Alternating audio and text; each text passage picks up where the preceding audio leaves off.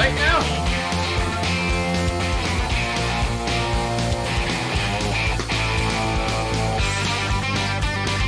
Are we live, buddy?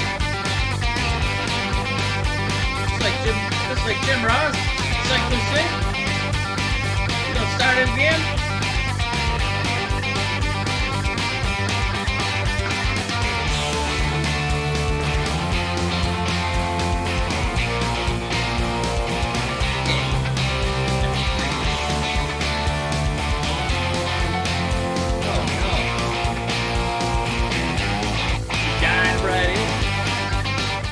All right.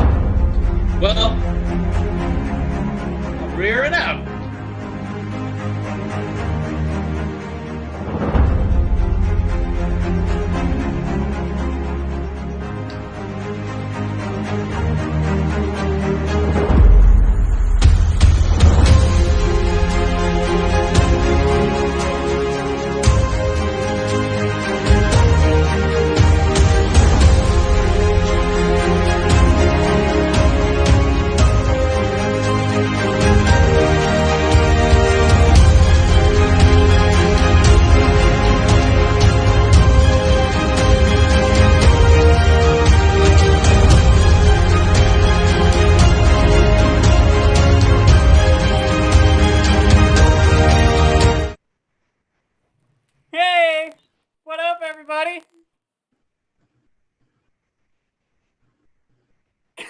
Mike, you got to do your intro, man.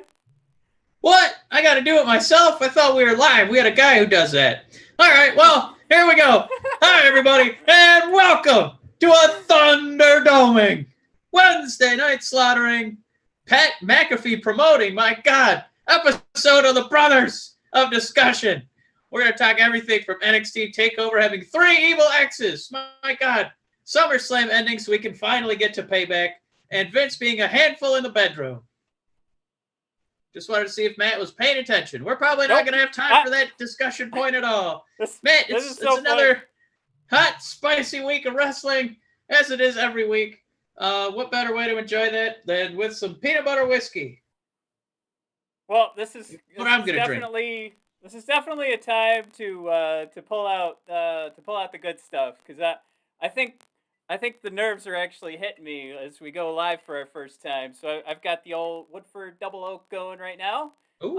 It is hitting the spot in more ways than one. Well, this is a screwball single nut. So you had the Double Oak. This was a single peanut went into this bottle. Ooh.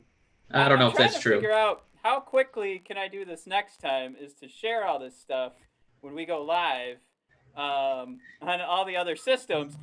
And everybody, we also have to mention, just to break the fourth wall here, we know that we were chatting at the start of the show. Just a couple of professionals, not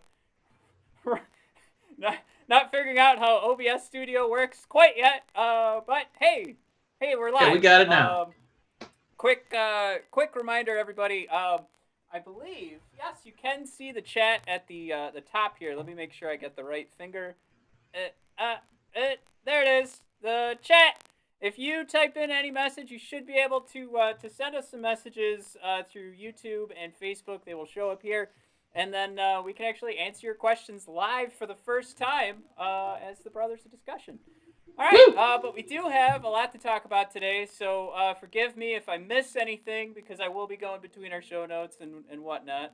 But Mike, we gotta remind everybody to find us at bodpodcast.com. You know what? I gotta get a banner going. What am I doing? We gotta do bodpodcast.com. You can find us on Twitter at bodpodcast. You can find us on Instagram at brothers_of_discussion. You can find our YouTube channel if you're watching us on Facebook, or on Twitter. You can find that show and just subscribe there, and you won't miss an episode. That is just the Brothers of Discussion. And what we want to start doing for you is having you find all the blogs and everything at bodpodcast.com or brothersofdiscussion.com. That is going to be the way to go. All right, Mike, let's roll through the very first live episode of the Brothers of Discussion. You know what? I'm doing that. It's like I'm doing a second intro. It's not. It is. It's just 60 minutes of intros. Wrong That's what wrestling is. We do the opposite of Lord of the Rings: Return of the King. We'll do 60 minutes of intros instead of the 60 minutes of. Is it epilogue? I just had that conversation today. Well, epilogue is at the end. Right. Prologue. I said the opposite. The opposite. Prologue, preamble. Yeah. So Matt, we got a big weekend. WWE is rolling out some pretty cool stuff, but I'm just excited looking at the notes, what's in store for today. And after the past couple weeks, it's been a lot of humdrum, a lot of Debbie Downers, and it looks like this is just lighthearted, just some wrestling. There's nothing, shaking our moral core. Nothing making us, worried about the humanity in its entirety, about the future of the human race. It just looks like it's a wrestling episode. So Matt, what better way to, bring everything back to a nice even stasis than by introducing the Thunderdome? Woo! Where Mad Max and the dystopian riders would put body bags on the front of their cars and meat bags. So what a great time for that. Matt, I guess the Thunderdome is going to be more than just SummerSlam. It's going to be here for SmackDown. NXT, maybe. Raw. You mentioned it in our before we even started recording at this thing. Immediately, you're like, all right, this is exactly what the NBA is doing. But I don't know. I guess it's a good now, company to borrow. That's why I would steal ideas from. Copy the NHL, copy the NBA. But I guess where my head's at was I was just expecting so much. I don't know if I want to say so much more, but maybe just something different. I was expecting something that was going to revolve around like camera angles, and I wanted to see sweeping shots. I don't know if seeing like Big E tweeted out that it looks like a game of Guess Who. I don't know if that is going to enhance my experience of watching SummerSlam and seeing everybody else's reaction to it, because I've had a pretty good time watching these other pay-per-views and knowing how I want to react to it. So I don't know if I'm quite on. There's been a lot of excitement about it. I don't know if I'm quite on that level. I think I'm more hopeful for what the camera angles are going to do. It kept saying like a more immersive, you're going to be in the ring. I want to see that. I don't necessarily care about those heads in the stands. I don't know how much it's going to matter to the wrestlers either. Well, I keep listening. Big E's reaction. Yeah. Well, I keep listening to like interviews as the WWE talking heads try to promote this show on the weekend, and they were saying the hardest thing to do, whether it's coaching young guys in NXT or maybe just seeing a guy who's up, they try to give him a push and they're trying to give him advice and try to get him like super over so he can really make some money and make an impact, really kickstart his own career. Like the hardest thing to do is to try and gauge success without the crowd.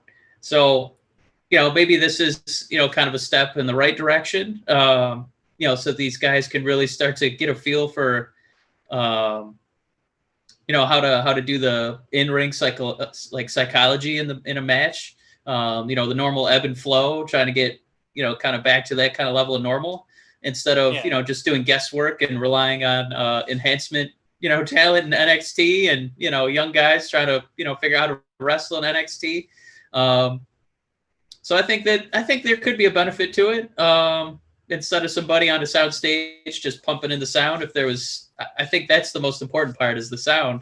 So I'm kind of interested to see how they set this up to, get in that crowd noise, for booing and cheering and, making these moments mean a little bit more, making a Drew McIntyre Claymore feel like it really connects with the crowd instead of, just seeing some tweet favorites online, seeing some actual happy faces, hearing some, happy, sounds of jubilation, it would be nice. I think that's the more important part. I don't know if the visual of seeing, faces turning left and right is what we really need.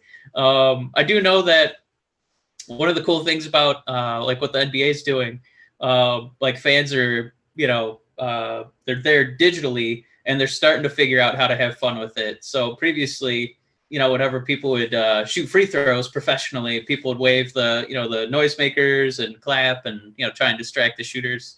But now people figured out if they do this maneuver all at the same time, it's really distracting, and they're causing a lot of missed free throws. So I'm kind of interested to see what WWE fans can come up with here the weekend of the Thunderdome. I hope that there's some opportunity to like set up some sort of like the what would you call what was like 10 years ago you would do like a flash mob. There has to be somewhere that we can all communicate on like Discord or Reddit and like set up like all right, we're all going to wear, Fiend masks, or like, everybody hold up a sign that says, Vince, stop being racist. Like, like a route like that, I think would be really cool. And I something that's really overwhelming, like the type of overwhelming that would be, like when those K-pop kids took over, the Donald Trump rally, and they bought like 12 million tickets and then forced. Yeah. Like I want to see something like that. There's a lot of opportunity here for that, but I do hope that in some way all of these screens, and this is what I was tweeting out earlier at BOD Podcast, was the Fiend absolutely has to be involved with these screens somehow. If he's actually going to be in the ring, I want to see some sort of like massive takeover of these screens, or like trying to help deliver some sort of Braun Strowman-y message. Like that's the like the fun way to use this, right? Outside of just like those camera angles that I'm all hyped for, like I want to see something like that too. Well, there's a 101% certainty that we'll get to see Bray Wyatt take advantage of the Thunderdome. But what I think is going to happen too is a group that has not really resonated with the Brothers of Discussion yet. I think that Retribution might get a little bit of a push with this. I think they're going to find a way to, invade it, take advantage of it. And I don't know if they're going to disrupt the show, if they're going to have some message that's, rotating in circles like the wave going around the Thunderdome. But, it's great to let established guys use it. But if they can find some way to, enhance some people who are already, kind of floundering and maybe not quite found their path yet, this would be a great way to do it. Well, it's also let's have fun here. It's also the safer way to get fans back involved with your live wrestling events, as opposed to having people come back in. So here's the thing, though. It sounds like AEW is really thinking out of the box with making this work. All right, now AEW bringing fans back. 10 to 15% capacity. My first question, why the range? Already feels like we don't have like a set in stone, like here's what we're going to do. There's a 10 to 15%. There's a 5% like unknown that we don't know. Is there going to be somebody sitting here? Is there somebody over there? We don't know. That's 10 to 15%. That I think needs to be figured out. I don't know if it was somebody just going, like maybe 15% was too high of a number when they were like being interviewed about it, so the 10 to 15 came out. But 15% is a fine number. Like, just come out and say that. I just don't. What's with the 10? Are we expecting the $30 tickets not to sell? All right. Now, next thing is it's physically distanced seating pods. Not like a podcast. More like I'm picturing something that's going to be like there's been some movie theaters that have shown like these little bubbles that you sit in with you and your significant other or your buddy, where it's like you've separated out the rest of the row, or at least a good chunk of it. You're gonna sit in this little bubble, and then you've got nobody that can even come near you or get inside your bubble. And then it says physically distanced, too, so I'm assuming every 6 feet there'll be a pod. And they're probably going to be pretty close to the ring, I would assume as well. So just a couple things right there. Like, I joking aside, I make mention that, the 10 to 15% is weird. I say that it's unsafe because there's actually people in the building, but 15% is fine. Physically distanced pods, perfect. What's funny is gonna start doing it as they start bringing people we always talk about Xavier Woods saying that, wrestling is live interactive theater, and it's getting closer and closer to that like classic Shakespearean like Globe Theater experience where only like, the high elite are able to attend the theater experience. I've got a pod with Bumpy. We're going to give out like little gold wand binoculars so you can watch from afar, Yeah, that's how I want to consume it. And a top hat and a pod with some golden binoculars. But yeah, I get it. I still, it's still like the whole point of it is to get, everyone to get, be there. This definitely feels like, all elite wrestling. It's going to be all elite people in the crowd because it's probably going to be a pretty expensive ticket if you are watching, one of the only potential, mediums of entertainment that is allowing people. We're not even allowed to go to a movie theater yet. So yeah, I mean, you posted the question here. How much would you pay? For that, I'd stay home.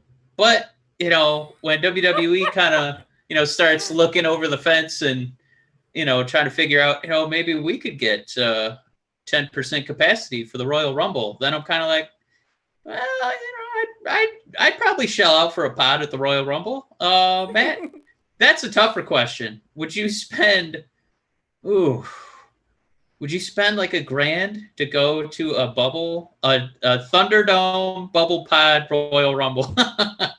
All right. That sounds like the next Saudi Arabian, like, instead of greatest Royal Rumble, we're going to be in the Thunderdome bubble pod Royal Rumble. Yeah. I do wonder too. Like, I am going to answer this question, but I wonder. I also feel like I just named like 3 good guy Transformers. Well, yeah, there's Thunderdome, Bubble Pod, and Royal Rumble. All right, go ahead, man. I do wonder how much the WWE just invested in the Thunderdome, because that's where it's kind of like, all right, we're stuck with this for a while. You know what I mean? Like, we just bought 15 iPads to glue to seats up there. We are done. Like this, those 15 iPads. That was the extent. It's like it's like the shark cage when suddenly they were selling the toys, so then they put it in a bunch of matches in a row. Yeah. Quick reminder, everybody. Anybody watching the show, we do have the comments section up at the top. I tested it myself. We got a hi from me on Twitter from the Discussion 5, that famous podcast that comes out every Monday morning with the Hockey Podcast Network. So hi, Discussion 5. Any hoozles. I think if it was a Royal Rumble match, I think so.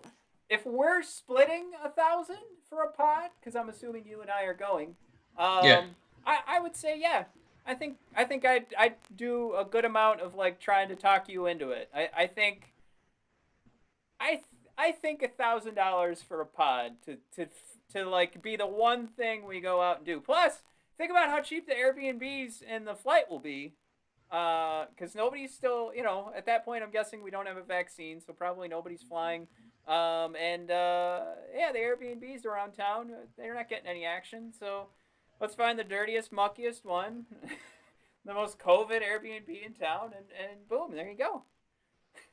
Here you go. I'm gonna get I don't want to get a Fiend mask for my COVID protection. I'll try and get a Rey Mysterio with just one eye. That's what I want. Matt, there's some more wrestling news here before we kind of get into the cards for this weekend. Why is WWE Payback in a week? Makes me think that Randy Orton's winning at SummerSlam.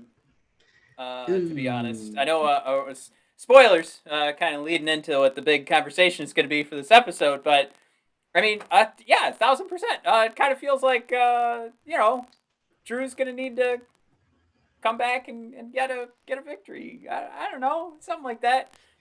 All I've seen is that they've said this is an experiment with WWE. We're going to see what happens here to put pay-per-views back to back, and then we're just going to see what happens. And I'm like, let's just put Survivor Series the week after that, and then fire up a Royal Rumble and let's see what happens. Have a couple. Let's get them all in. Let's get them all in all the way up until like the real Payback, and then we'll try and out another 12 more of these.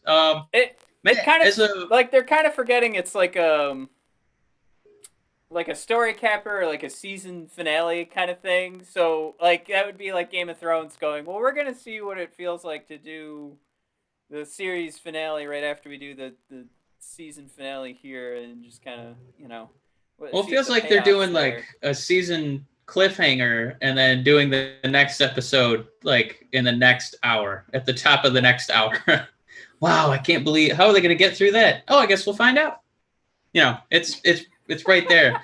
So, as a content creating team, what is the benefit of doing Payback the way it's structured?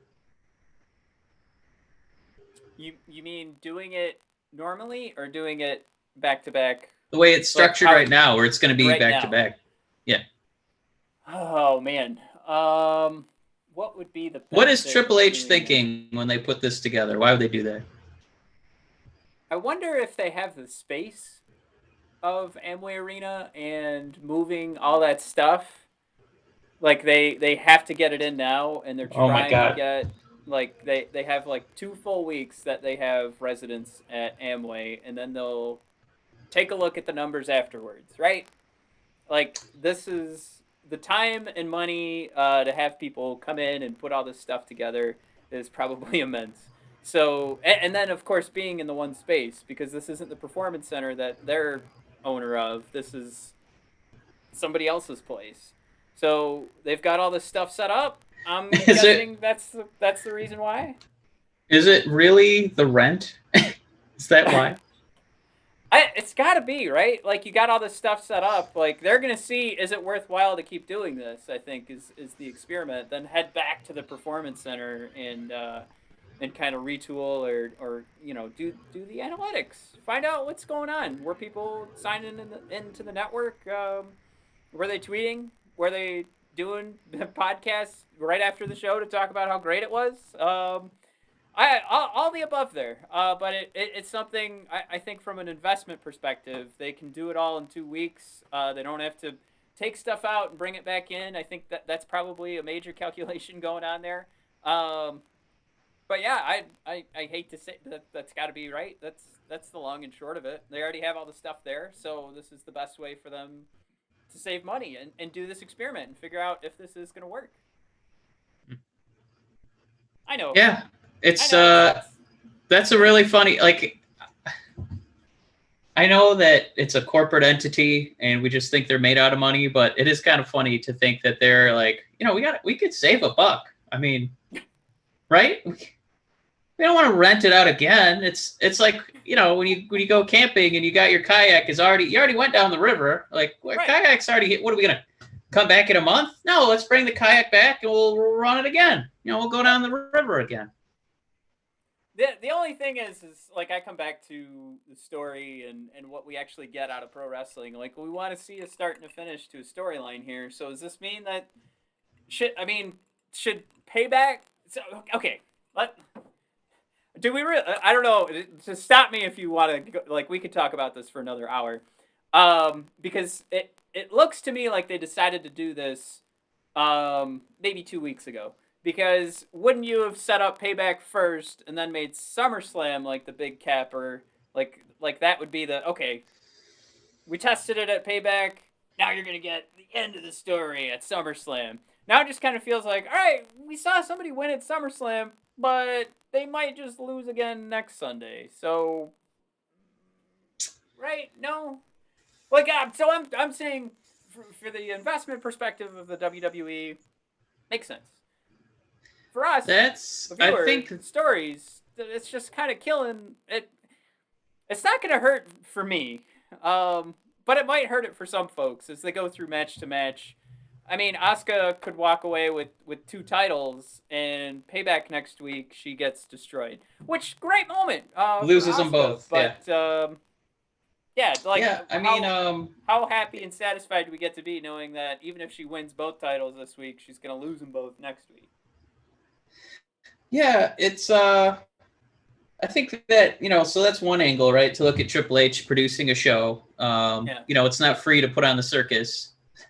So if you look at it from a storyline perspective, I think that does kind of mean that there's maybe something the works for this weekend that will be a cliffhanger that you're going to kind of want to see the next iteration of that match. And like you said, I hope it's not McIntyre related. Right.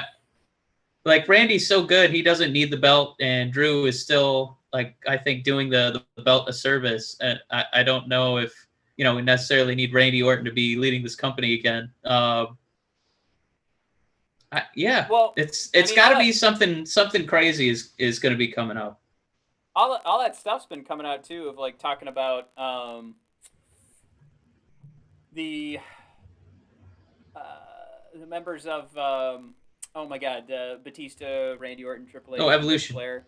Evolution, yeah, having all of their title reigns, and then you kind of remember like, oh, that's right, Randy's like right there. He's got to win some, lose some. Easy way to keep Drew rolling right along. Give Randy the win, loses it the next week, get that title count up. Well, speaking of here today, gone tomorrow, Matt Renee Young on the way out. Yep. Oh boy, that's wow. She's definitely not been a priority for WWE. Like in the past, I'd say a couple months. They gave her show the acts. She has not been doing the interviews. They kind of deferred to Charlie now, and Renee was kind of doing pre-shows, and now they're kind of very slowly just putting her aside. So I got to ask Matt, where do you want to see her next? Is it the answer AEW, or do you want to see her do something big like Jonathan Coachman going to ESPN? Because I could see Renee Young doing pretty well in that scenario. I could see her going on TNT and being a reporter for like NBA. I feel like she's talented enough that she wouldn't have to necessarily just follow Moxley over to AEW. I think you're picking the wrong sport. I think she can keep a relationship with NBC. Ooh. In the NHL. I think the NHL has some of the worst collection of talent doing any sort of interviewing, play-by-play. It's just bad, top to bottom. We always try to dissect why the NHL... That's why she's not going there, man. The NBA is like, come on over. We got a spot for you. She's a savior. I think she would want to do that. I think number one on her list is probably AEW. I think number two would be working with the NHL in some form. I mean, she tweets about it all the time. She's doing Instagram posts all the time about the NHL. She's excited it's back. So I mean, if anything, I'm that's just made me a bigger fan of Renee Young at this point. But if I had to put a guess in there about Yeah, I mean, if she's gonna do want to go, that would like if she's gonna do AEW, she should be on commentary. She should be, doing the vignettes in the back. Like they should allow her to kind of flex her, because she's really good at showing the proper range of emotion. If she does sports, the best job for her is not a sideline reporter. She would be like the talking heads, like at intermissions. If we're gonna go to the NHL, she would be excellent at that. I bet that she'd be able to, help the women's division that's struggling so much in AEW and kind of bring some legitimacy to that, because as we've seen, even when they do the matches at AEW, you have JR that talks down to it. So let's put somebody in there that could probably, I think on the spot, knock JR right in the mouth and tell him, hey, why don't you respect what's going on in the ring, old man?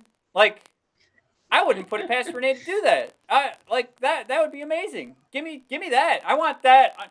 Now I want it more than the NHL thing, just because I brought that up. Just because I know that she would be the person to kick JR right in the mouth and say, "Hey, shut up, you stupid old piece of garbage." Well, we got to when she did her Talking Smack show. I think it was really good because it didn't feel like an interview show. It felt like she was kind of having a conversation, she was actually allowed to involve herself in debate. So I think AEW could really use that. That's we've talked about it ad nauseum where AEW left and right has tons of examples of underutilizing their female talent. And for Renee to come in and potentially be an ambassador for that, I'd just be a great idea. The only thing that kind of gives me pause is I don't want her to to be stuck in wrestling angles with her husband. I don't want him to have to like, defend her against somebody who, was making comments. Like it's low hanging fruit.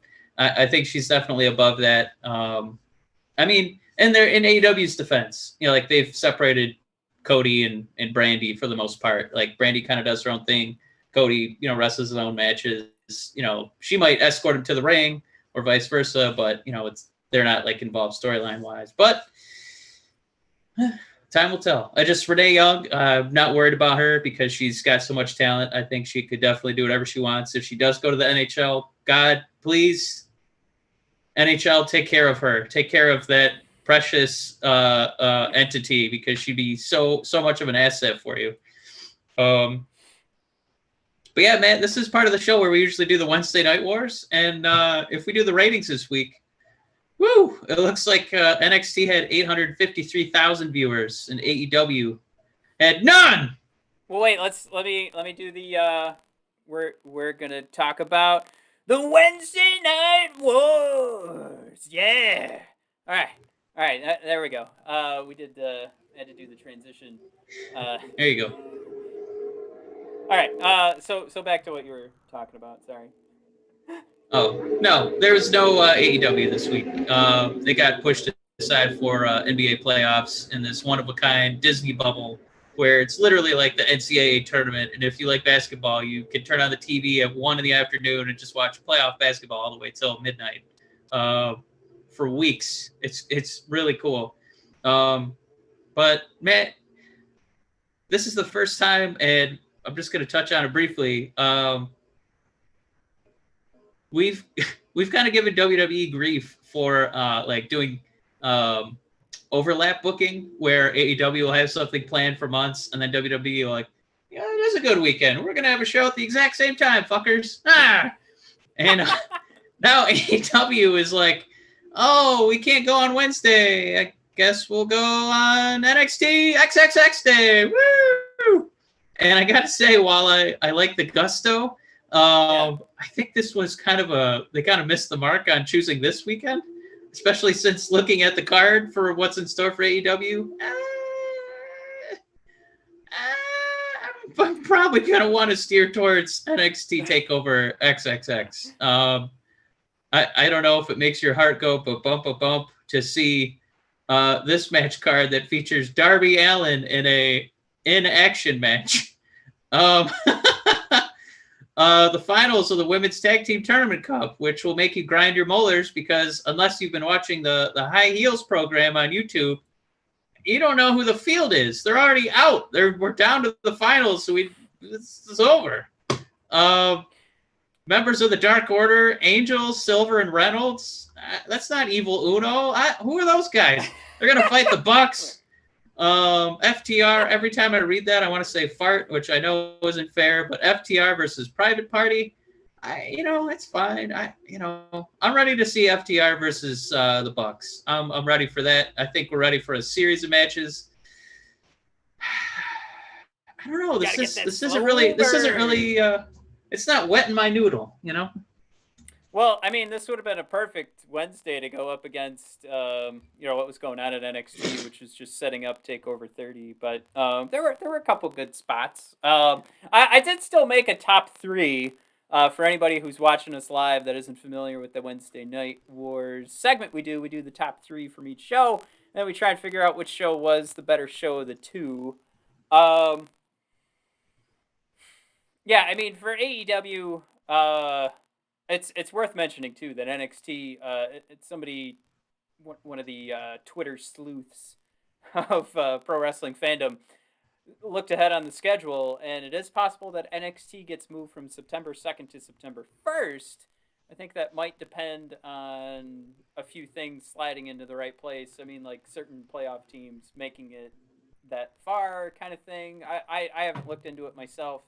But there is potential for NXT being moved too, and they're picking being moved to a Tuesday. So yeah, if you're looking at these two cards, I still think there's a ton to grab from TakeOver XXX, TakeOver 30s. It's where my head goes. Even though, like, you can look at the card and make yourself pretty mad, you can look at it and say there's goddamn Velveteen Dream on this piece of shit card. I'm not saying it's a piece of shit card. I'm saying somebody else is angry. Pat McAfee's on his fucking card. I'm not mad about that, but somebody might be. Fucking piece of shit, Pat McAfee on my goddamn wrestling. Look at him. He's doing his job. That son of a bitch. He's making you mad. Transition. He's making you mad. Yeah. He turned in one of the. All right, I'm gonna try and bite my tongue on the hyperbole. The epitome of hyperbole is Pat McAfee delivering the greatest heel promo of all time. No, I'm gonna stick away from the hyperbole. That was a really great heel promo. It was. And I hate Pat McAfee. I hate him 10 times more now after listening to that. Oh my god. Like, to look in the eyes of one of our favorite pro wrestlers in NXT, in WWE, in pro wrestling, in indie darling, and to look him in the eye and say, you know what? This is going to be the 8th thing that I make $1 million from. Now, I don't know the other 7 things that Pat McAfee's made $1 million from. I'm afraid to find out, like, once we get past 2, what, 3 through 7 are. I mean, you could do a lot of things in life. There's a lot of options out there. So, I don't know if Pat McAfee wants it to come out. However, he's looking for number 8, and he thinks that punting Adam Cole's head off is going to get him there. Do we transition now to talking TakeOver 30? Let's do it. All right, let's break down this match card. NXT Takeover 30. We're starting with McAfee and Adam Cole. So going around the horn, CBS Sports is picking Pat McAfee. I believe Bleacher Report did too. Mike, I can't. Oh my god, I can't do it. I can't. No, I won't. He can't win. This is just supposed to get Adam Cole doing something till his next feud, and it's TakeOver 30, so we couldn't have Adam Cole do nothing. It's arguably the greatest NXT champion of all time. Man, I would brace yourself for a Pat McAfee victory. Does that hot tag question. Does that, by the way, I found out, you remember Izzy, the NXT fan who loved Bayley? Yeah. She stole our gimmick. She does a hot tag. She does? Yep. She does a hashtag hot tag. Piece of garbage. Anyways. But, we made an impact Mike, on her life. Does that ruin your night if Pat McAfee wins? Is the rest of the night watchable for you? Because I'm going to struggle. I'll be honest. I'm going to struggle. One thing Triple H is all about is kind of gauging reactions. And I think the more Pat McAfee we see, the angrier people get and the more people talk about this company. NXT was kind of in a weird spot with Adam Cole on top because it made sense, but it wasn't wet in the noodles, if you will. I don't know why I keep saying that. It wasn't wet in the noodles.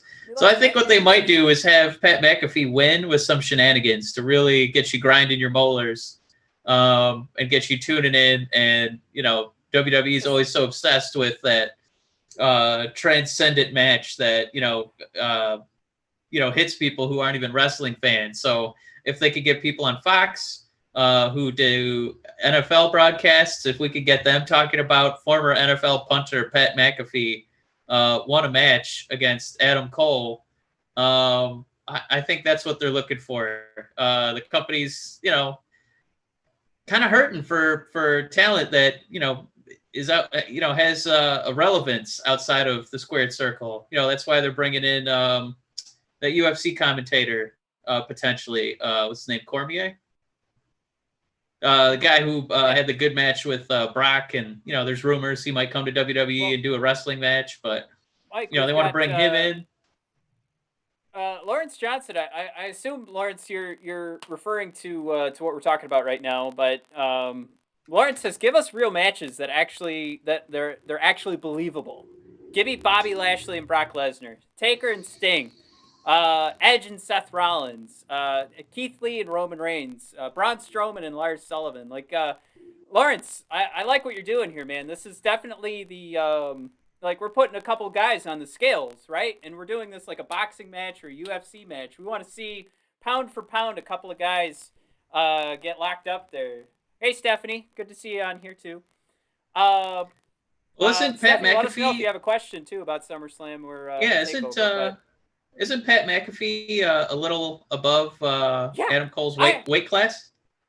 Yeah, I like that you pointed that out because that was the first thing when I read Lawrence's comment. I was like, when you saw Adam Cole and McAfee go toe to toe and eye to eye, yeah, Adam Cole. Adam Cole is Yeah, he's a big punter. No wonder he kicked that ball so far. He's a big man. yeah, He's right. a big kicking man. Lawrence, I wonder if that's what you're thinking. Yeah, he says right here he's not believable as a champ. Lawrence, I love it, man. This is hilarious because I mean, to think that he doesn't even stand up to the punter Pat McAfee, it's crazy. Yeah, he's a little guy. I mean, if anything, we want. You really got to pan the camera up as Adam Cole. You really got. Oh, and I can't judge too harshly because I think I'm the same height as Adam Cole. So I too would be have a punter towering above me, a mean punter with 98 degrees entourage flanked behind him in matching shiny satin suits. So definitely a lot to keep an eye out for. You don't want to get beat up by the Jets and the Sharks. Yeah. Another question, Greg, you're commenting all the time, so good to talk to you, Greg. But how long do we think McAfee's going to stick around? From Greg. I want to go back to my first comment about this match, and I kind of hoped it was just something to give Adam Cole something to do at NXT 30. So I was kind of hoping this would be it, because when I see that smirk on Pat McAfee's face, oh my god, I just want to smack the hell out of my TV. It makes me so goddamn angry. But I guess it all depends on what happens on Saturday, right? Mike. I hope that people who really hate him, they're gonna really have to learn some coping mechanisms because he's really grinding some gears for the wrestling community, and I can't say it enough that WWE loves reaction. They don't care if it's positive or negative. If you're booing Roman Reigns, if you're cheering him, it's the same to them. It's volume. So if you're out there on Twitter grumbling about, God, I hate that. How are they pushing a punter over Adam Cole? They're probably just going to do it even more. They're going to double down. They want to hurt you because they know you'll come back for more. That's what being a wrestling fan is all about, taking bumps and coming back for more. Even if it's bumps out of your wallet. Bumps out of your free time. I'm going to be the guy. My wife's going to have to hold me back. She's going to have to be there with me while we're watching this. Because oh my God, if I see him lining up the punt, I don't know how my TV is going to survive the weekend. Honestly, there's too much risk going into this weekend. I might need to skip it. Lawrence, also agree with you there, man. Ciampa was, top notch. Lawrence is saying Ciampa was the best. Going back to those. Might be. I've heard. I heard he might be part of Retribution. I don't know if that. How much to really put into that. But Mike, give him something to do. Yeah. You want to move?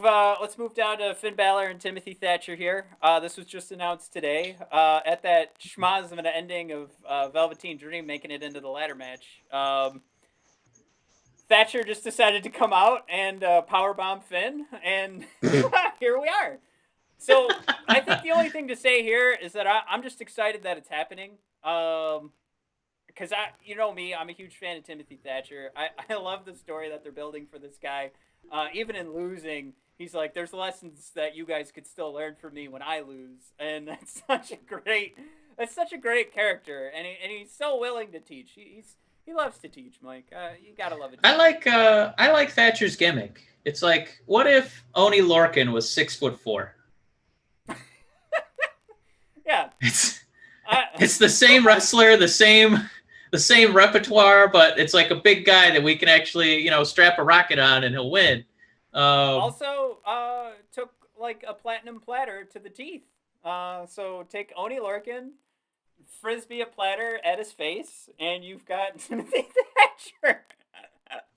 I'm sorry, Tim. If any way that you hear this, you must know that your teeth are pretty fucked up, man. But it adds to the character. So hey, all the power to those teeth. I think they look great. As somebody with crooked front teeth, good for him. I'm very happy. I think right now we're seeing Thatcher's eating a lot of losses, so they've got some character development to go here. So I'm going Finn Balor. Yeah, I really thought Thatcher was he was just going to be basically winning out, but Balor just I don't know. He doesn't really need a victory. I don't think he's a guy who's going to be approaching championships anytime soon. This match is all about let's see if we can get each other over. Let's see if we can make Thatcher, a known name. Let's make Balor relevant again in NXT, and the only way he's going to do that is to actually win matches that people are watching. So I mean, there's stakes for both men. I got to think that Thatcher's probably going to lose again because of the way this was booked. If it was given a little more time to marinate, I could see Thatcher winning, but kind of doing it haphazardly at the last minute. It kind of smells like an opportunity for Balor to come out on top here. Well, let's move right along because we've got Io Shirai versus Dakota Kai, and I threw in the with Raquel Gonzalez here because I think that could come into play. It's just got to go Io at this point, right? I feel like the insert of Raquel was just to make it seem more believable that Dakota Kai had a shot. Because this really did feel like, in the same way that we're talking Adam Cole just going from one takeover to the next, he's got to fight Pat McAfee. At least, fingers crossed, that's what I hope. I kind of feel like Io isn't destined to lose the title to Dakota Kai. Wouldn't mind that at all. I think Dakota Kai's a superstar. She's definitely great on the mic as a heel. She's fantastic. It just doesn't feel, the timing doesn't feel right. So, I guess, there's a handful of that? So I'm going Io. No, there's a handful of wrestlers where even if you kind of know like their recipe for what they want to do in the ring, a lot of the guys will kind of have the same little bit of alchemy where if you see move A, B, C, and D are right around the corner.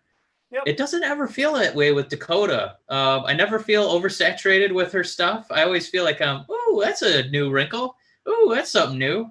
So I don't think that it's a bad idea for her to be champion. It's just that I think if you do this now, what you're skipping out on is, Io versus Rhea, which is the biggest money match that they could do in the women's division. So that's the biggest thing working against Dakota. I think Dakota would be an excellent champion. I'm a huge mark for her.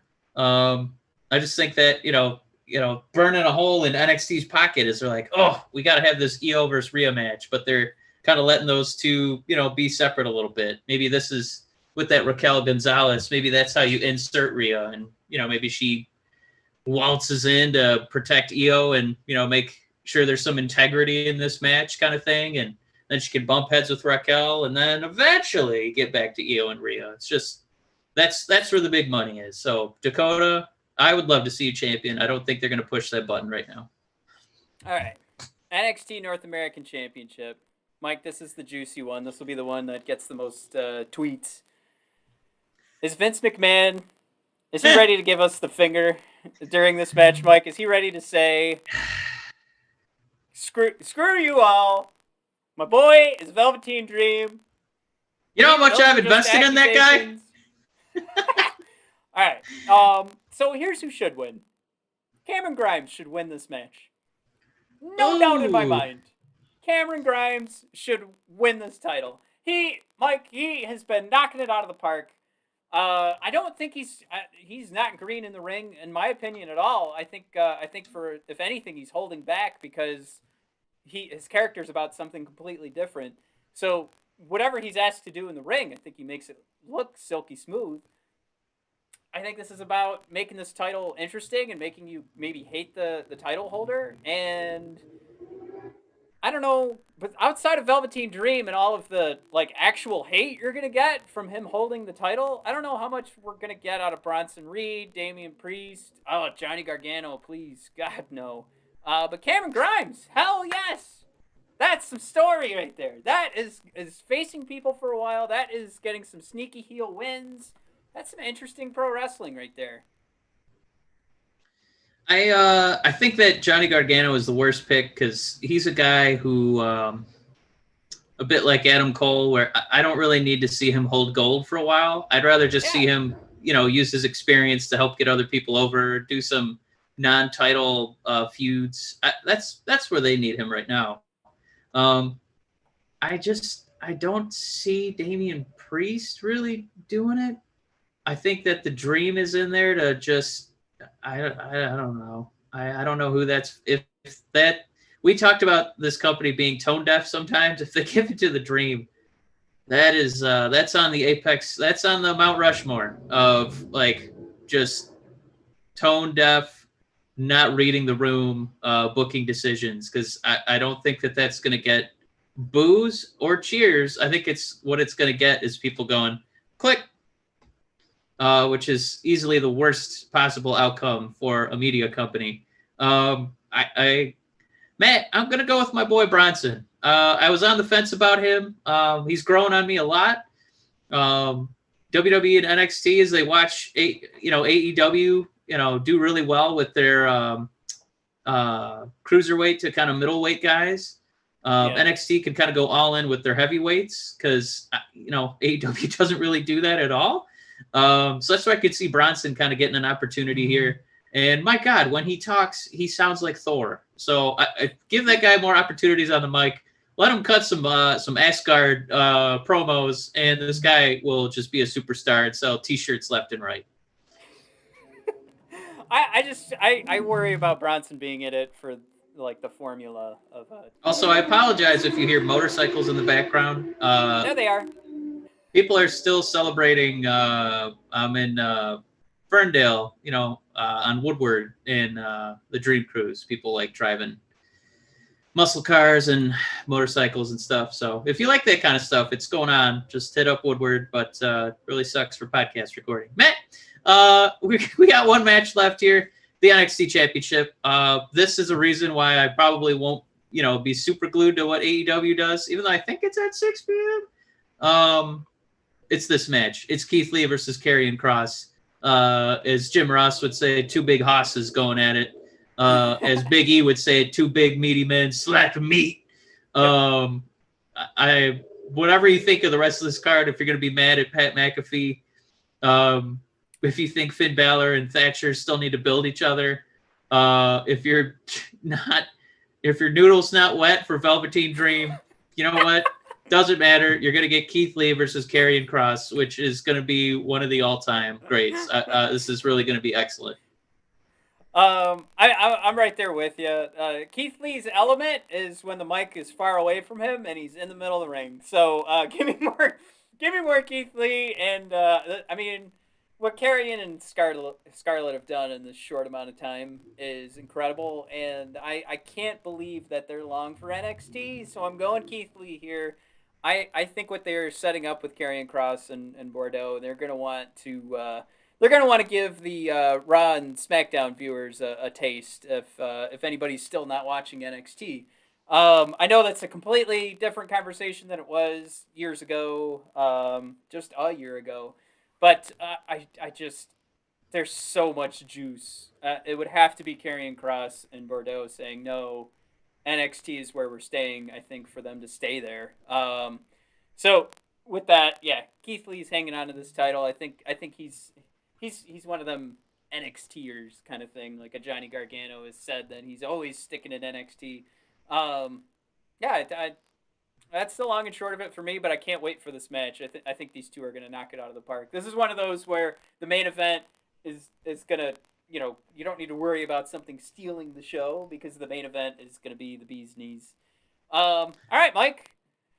SummerSlam, we kind of we love all the interaction. We're we're kind of missing it here, timing wise, on how quickly we want to get through this show. I know. But Lawrence, Lawrence, I love you to death, man. I'm so happy that you're tuning in.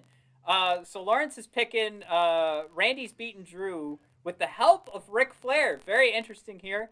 Asuka wins both the SmackDown and Raw Women's title. Hell yeah! Yeah! We're on the same page there. Oh, man. Apollo Crews retains. I love it. I don't know about Braun versus The Fiend. This is a match I feel WWE you won't see it coming.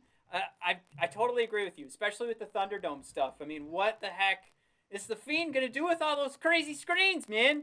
All right, what else we got here? He doesn't know about Shayna Baszler, Nia Jax. Those are the best matches. We won't see it coming. Who's Lawrence got for the hair versus hair match? Lawrence, tell us who you think is going to win that hair versus hair match. That's the one that we're going to start with here. Sonya and Mandy.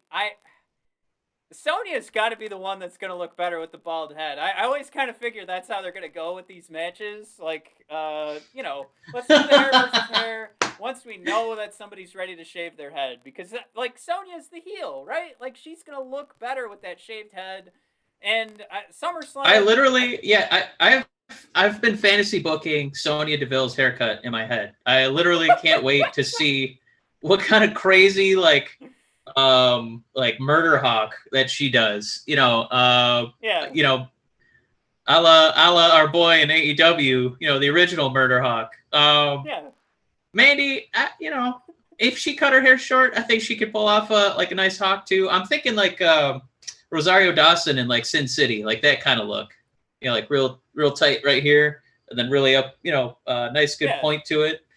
That might be why Lawrence is saying Mandy Rose too. He's picking Mandy to win. Oh, so Sonya has the haircut? Yeah. Okay. I think Sonya, one of the things that really, helps distinguish is that hair as a female wrestler. If it's, with the, extensions and stuff like that, the colors kind of help. I think it definitely gives, some vibrancy to somebody like Asuka. Becky has that such distinguished look, and for Sonya to maybe, do it short, like another short one, like think of Bayley, just doing her Karen cut and just totally embracing it as this rotten heel, and now she's arguably like the best bad guy in the whole company. I'm really excited to see Sonya embrace her inner Rosario Dawson. That's what I want to see. I want it. I want her to take the pin.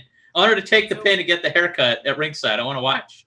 We've also got Greg saying Sonya, she's got to go over. I think there's a way to do it, Greg. So let me know what you think here. But I think Sonya is going to look better in this match, but Mandy's going to steal the win. I think they're going to play that game where you kind of walk away and go, man, Sonya just kicked the shit out of Mandy. But I don't know. I agree. It just kind of seems like this is going to be Sonya's game to be rocking the. Because they're going to start. It's a symbolic. Yeah, it's a symbolic change. So if they're telling her, hey, listen, we're gonna start pushing you now because it looks like you're finally getting your feet under you. You look comfortable. You got a big feud under your belt with Mandy. But yeah, we want to change your look a little bit because that's going to be a physical manifestation. This is what it's like. Now you're a new person. You have a new identity. Now you're going to start winning. I think that's all about Sonya. I think Mandy, she's golden. I mean, I know she's the golden goddess, but I think that she's going to be golden. She doesn't need that change. I think Sonya is ready for that reboot, and that hair it's such a key part of that. Well, let's move on. Now, Lawrence, we got your pick here, but Greg, we want to know who you're thinking United States Championship to, and anybody else that's tuning in, let us know. But we've got Apollo Crews and MVP. Mike, you and I have been huge fans of this, and we're still kind of hoping Apollo Crews and MVP get hooked up here. I gotta say the easy path here is Apollo Crews. The more fun path is MVP and then recruiting Apollo Crews. I think for fantasy booking here, I think that that's the way I'd do it. I think that sounds like so much fun. And then like to have MVP hold out his hand and pick up Apollo Crews And then, Ooh. I mean, the Hurt Business. Holy shit, would that look amazing? But I mean, that's where my head's at right now. But I think if I had to like put money down, if I was in Vegas, I'm going Apollo Crews on this one. I think my ideal scenario is probably MVP channeling Kylo Ren in The Last Jedi and telling Apollo, your parents were nothing. They were filthy junk traders. And then he just sticks his hand out, and then they touch fingers, and then he joins the Hurt Business, and it becomes the greatest faction of all time. And just real quick, Greg is going, or I guess, yeah, you're going MVP. I almost said you're going Apollo, but he thinks Apollo's held the championship long enough. So MVP. Maybe going with that fantasy booking that I'm saying. Dude. No, it's just the only reason that I don't want Apollo to win is I hate that his character is just, I'm going to smile all the time. And MVP cuts these great promos, and then Apollo, his retort is always, are you kidding me? What? Oh, you old hot dog, you. And it's just like, oh, man, nobody's going to be behind that. You got to give us something. So, I wouldn't mind him seeing him join the Hurt Business and maybe beat some people up on Raw Underground. That would be cool. All right, so now we got the Raw Tag Team Championship, Street Profits versus Andrade and Angel Garza. Mike, I don't think we can go wrong here with anybody, whoever's taking the victory here. I'm going to be super stoked. You got a confused look, though. Well, this match, I'm not as excited because it kind of feels chiseled in stone that the Street Profits are taking this one. After Zelina put Montez on the shelf by poisoning his little red Solo cup, this definitely feels like a spot for the Street Profits to get their comeuppance. And Mike, very important. I point out that Brent Rodriguez just let us know hot dog in the chat. Hot dog. Hot takes are overdone. We need more hot dogs. Hot dogs. So I'm glad that Brent Rodriguez weighed in there. So I don't think there's any doubt that the Street Profits are taking this. Matt, I don't know. Is this Andrade and Angel pairing? Is this long for this world? Are they going to keep going and not accomplishing anything? Oh, they love losing to Drew McIntyre.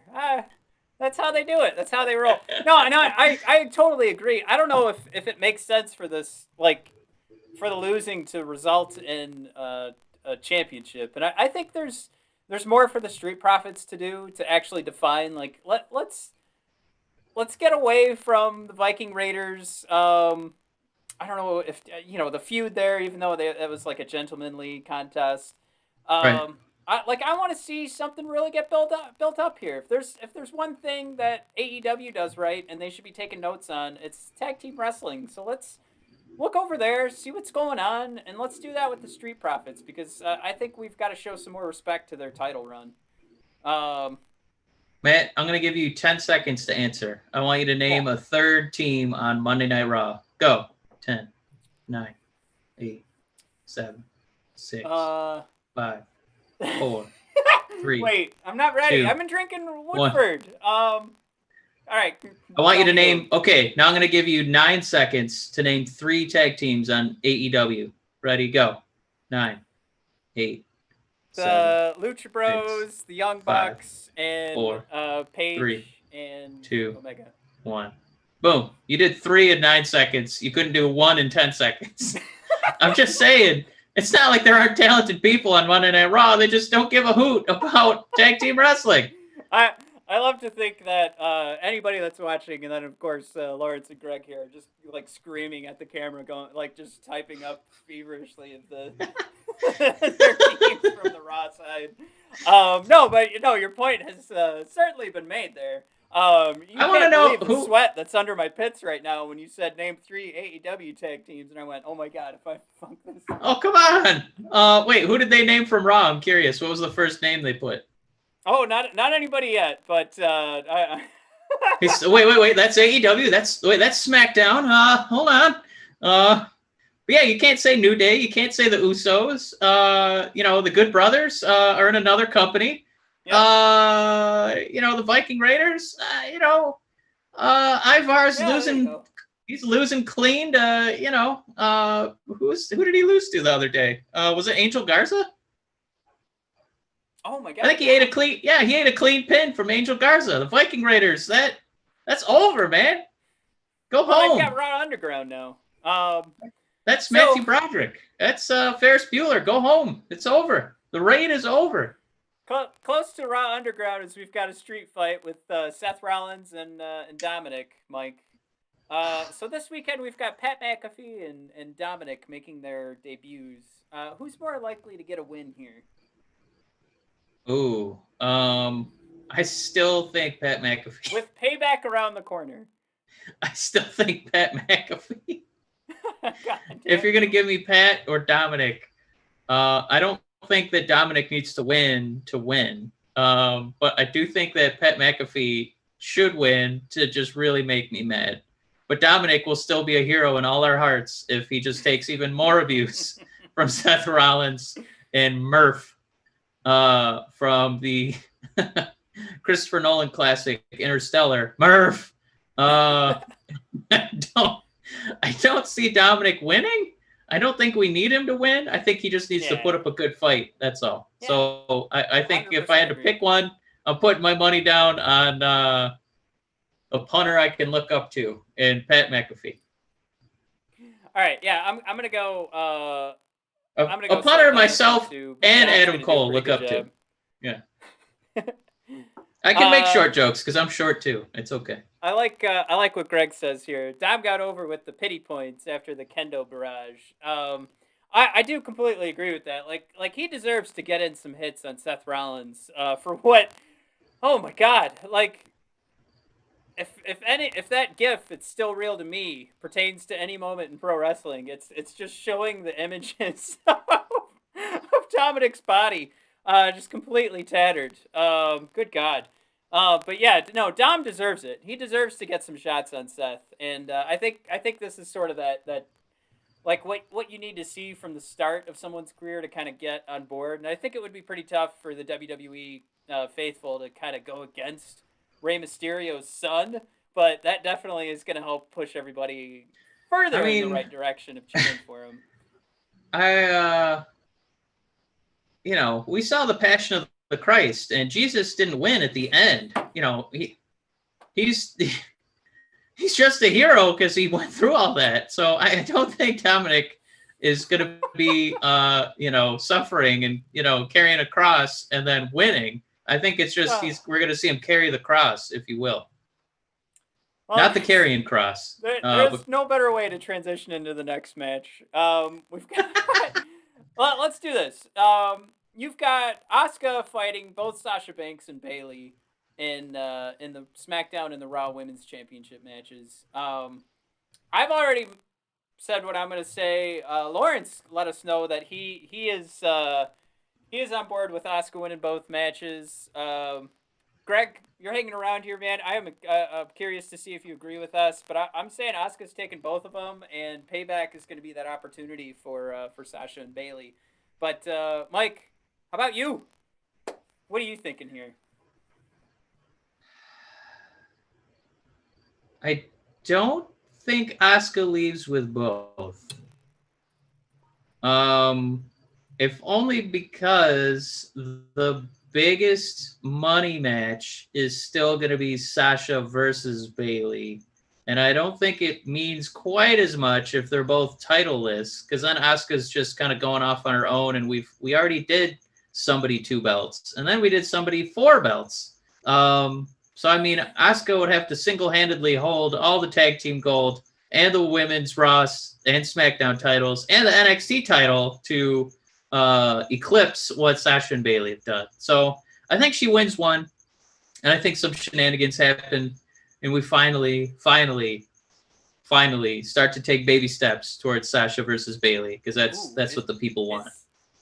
Bayley or Sasha are getting Payback, maybe a week from this Sunday, maybe. No, I can't. I'm not going to sit here and go, come on, what are you talking about? Of course Asuka's going to win both matches. But the argument for it, I still say, is like a part, like it's sort of like a meta like storyline writing where they're thinking, all right, we're gonna get Asuka out of the main event picture. What if we let her win both titles at SummerSlam, and then she's gone? Like, then she loses at Payback. Don't have to worry, like that is their way of like getting rid of Asuka, because then they get to turn around and say, we don't like Asuka.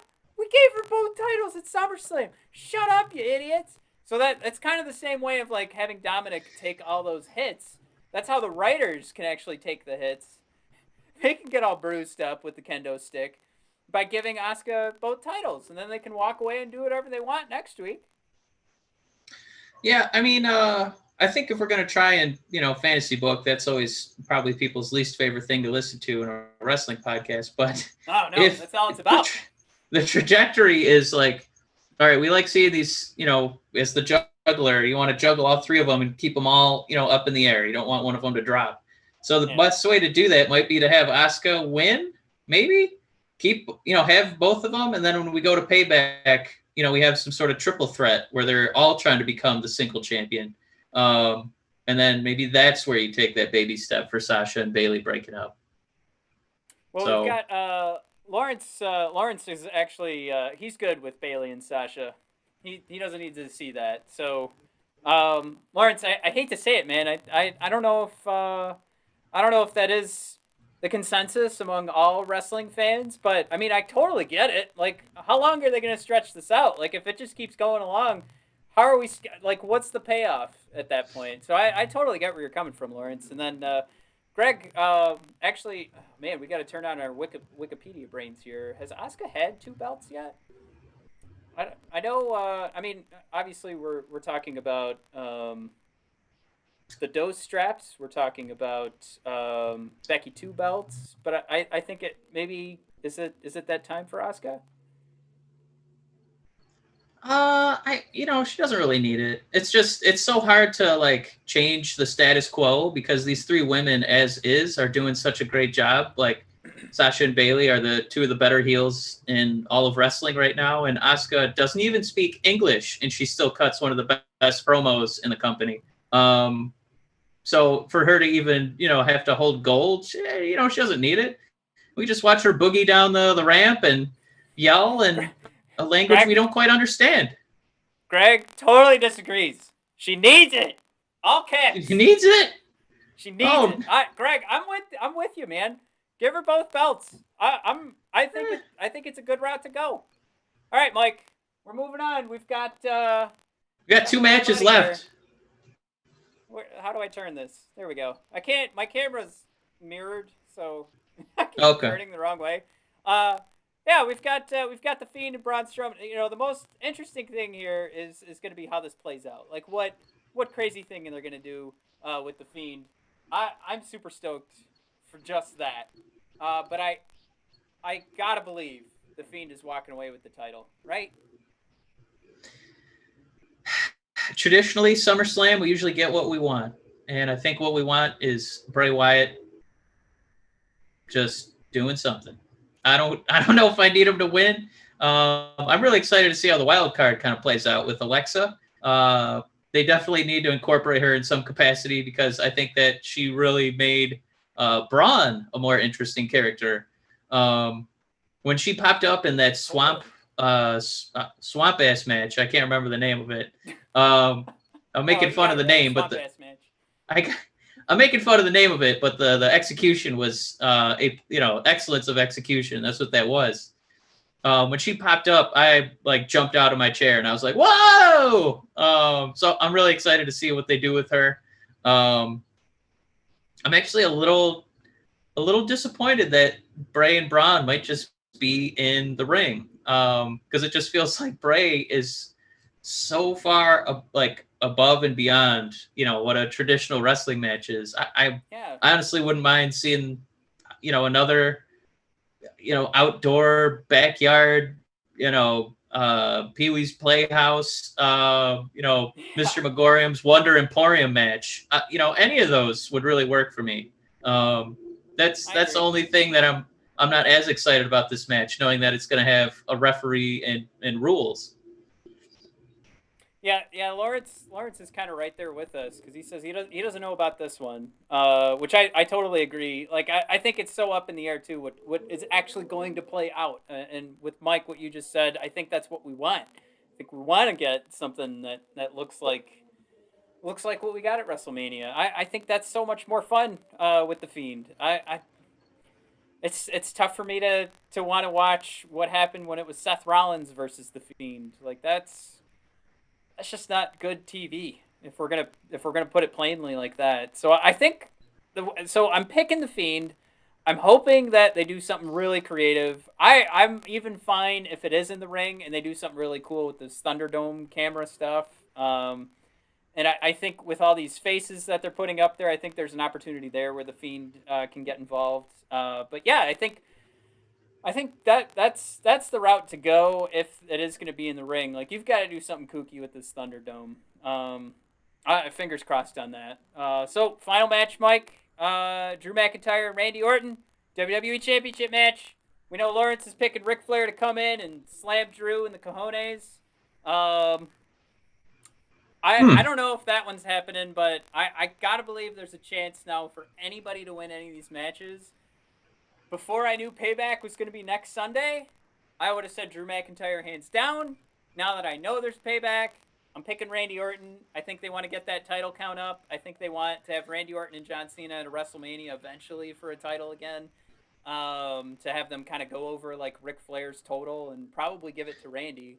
Well, I think if Randy Orton wins, there's one good thing to come out of that. We'll get to hear Drew be really mad and say, "Randy," which is Randy. I think what the people want. No, I don't think Randy Orton's there to win. I think he's there in the same capacity that he was for like Kofi Kingston, just a legitimate threat. Somebody who doesn't need a weapons only stipulation like Dolph Ziggler to look like he has a chance. And much like with NXT the night before, I think it's